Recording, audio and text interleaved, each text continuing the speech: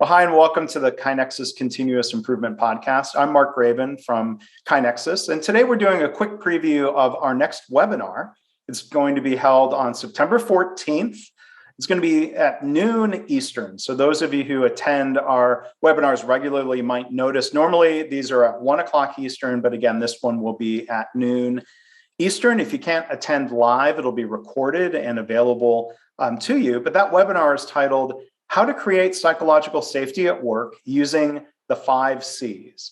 And you can register for that right now by going to kainexus.com/webinars, or you can find the exact link in the show notes. And today we are joined with the two presenters for that session. They are, and you're going to learn more about them directly from them in a second, Jessica House. She's the founder at LightHouse Counselling and Wellness.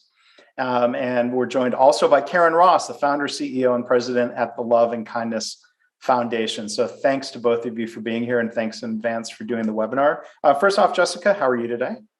I'm doing well, Mark. Thanks for having us here. Well, of course. So can you tell us a little bit about yourself, Jessica, your professional background, and the work that you do? Sure. So yes, I live in Ottawa, Canada, and I'm a mom first and foremost. I am a mom to 2 boys. They are not 9 and 12. I was corrected recently. He had a birthday. And I'm the founder of a mental health and wellness center here in Ottawa, where I help children, parents, families, and organizations on their pursuit to mental health improvement or wellness improvement.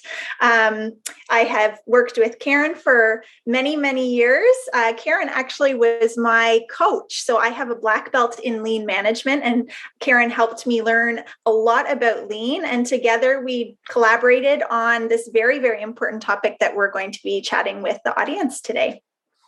Yeah, and we're going to hear a little bit more of an intro to that topic. Well, thanks, Jessica. And again, it's LightHouse Counselling. I almost flubbed that and I almost said consulting, because that's a word I say more often than counseling.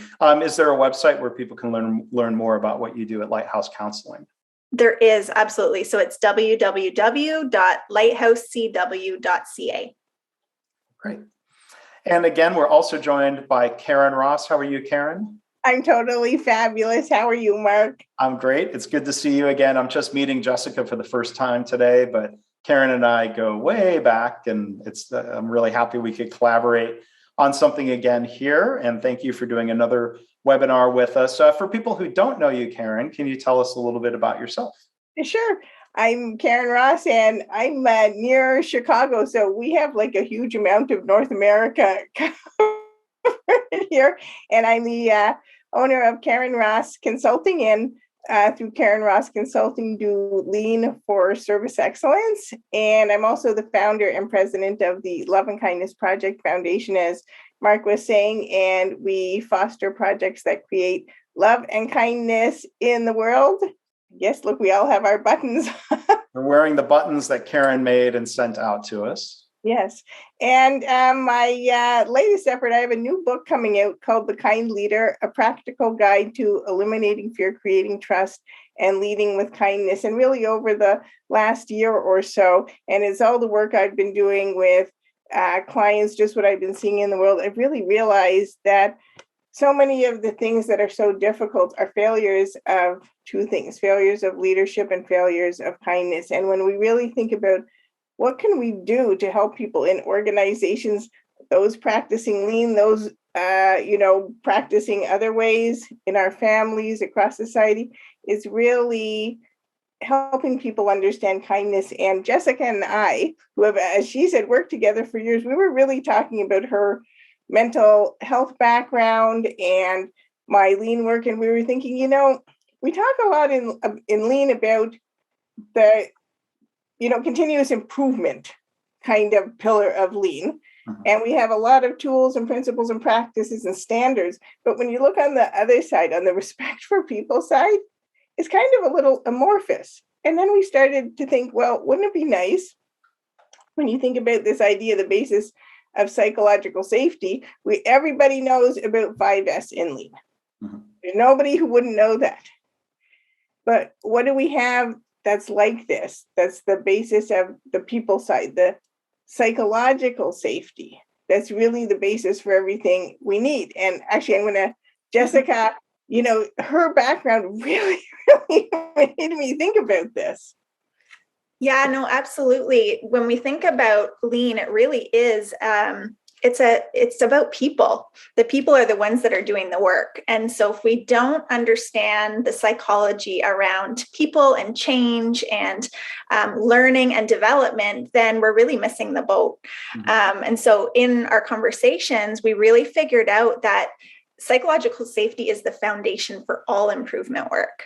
It's really the starting point. And when we understand from a psychology perspective, a mental health perspective, how the brain works, and that when we're stressed, we actually can't access certain skills, it becomes really critical to then make sure that our people are well taken care of and that they're not in a stress zone where they're unable to truly give their whole authentic self at work. Yeah, then people can't tap into their creativity, for example, when they're stressed. Absolutely. The brain essentially, the executive functioning skills, you can't access them in the same way. And we can think about it even for ourselves at the end of the day, if we're tired or we've had a particularly hard day, it's much more difficult to tap into our creative side or to be able to even complete regular expectations that we'd typically be able to manage on a good day. And that's because, your brain's tired and you're not able to access those skills. So. Yeah. So, and we'll hear a lot more about the topic during the webinar, but Jessica, do you have maybe just a brief elevator pitch definition of psychological safety for those who don't really know that phrase?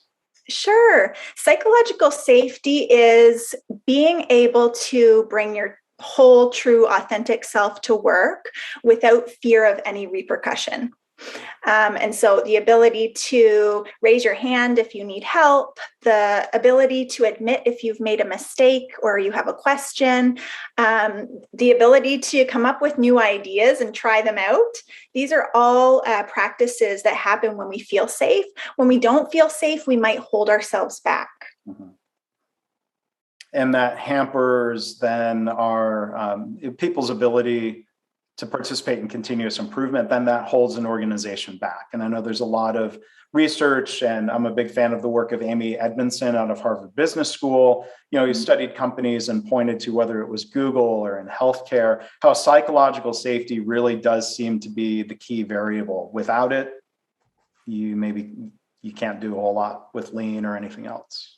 No, it's so true. And I'm sure many of us have seen that iceberg analogy around problems in an organization. The senior leaders typically only know like the tip of the iceberg, maybe 4% of the problems in organizations. It's not until you really dig deep that you realize that there's a problem to be addressed. And so, yeah, very, very important topic if we're wanting to really do continuous improvement and to be innovative and really thrive as organizations. Now, Karyn, what are some thoughts that that you have about why psychological safety is an important topic for you? We've heard from Jessica already. What would you add to that? Well, when you think about it, we've already used the word fear a number of times, right? And interestingly, when there's fear, when you see fear, what I'm going to suggest is you look for unkindness. Because where there's kindness, fear doesn't exist, right? And you can just think back about that to your own experience in things that you've been fearful for. Why are you fearful of doing something? Oh, somebody's going to say something unkind to me. Mark and I, we did a whole lot of work on kindness on social media. Well, why don't people want to post on social media? Because they're afraid someone's going to write an unkind comment. So where there's fear, chances are there's unkindness. And as leaders in organizations, it's up to us to create a culture where actually we don't have fear, which ties back to lean as well, because Dr. Deming's 14 principles, right, drive out fear. So kind leadership, lean, psychological safety, they all go together. If people are fearful, they can't create. If people are fearful, they aren't going to bring the parts of themselves that actually you need for your organization to be able to connect with your customers to create service excellence. So it's super, super, super important. And that's how the work that Jessica and I are doing on the 5 C's goes with my new School for Kind Leaders, right? So people can come and you'll be able to see, you can take a whole class on on the 5 C's of psychological safety, because if you don't have that basis, then we're just going to have too much fear and we're not going to be able to make any kind of progress as an organization and as people. Yeah, that's well said. And as you mentioned the 5 C's, I hope this isn't unkind of me. Maybe we'll leave that as a teaser.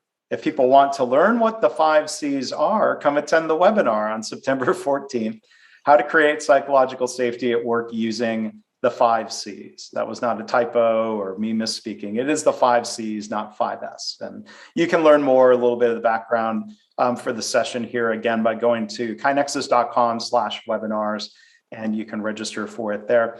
Karyn, you mentioned work that you do around kindness. Tell us about something that you're doing actually this week that includes the 14th around kind leadership. Well, thank you. And I'm super excited. September 13th to 17th is Kind Leadership Week. And why a whole week on kind leadership? Because it's actually too important to leave to only one day. And I really want to thank you, Mark, and KindNexus for, first of all, for always supporting the work that we're doing around kindness. And when I said we're having a Kind Leadership Week, you're always the first person to raise your hand and say, how can we help? How can we help support you? And that's unbelievably kind. So if you would like to learn more about Kind Leadership Week, then you can go to www.kindleadership.org or follow us on LinkedIn at the New School for Kind Leaders.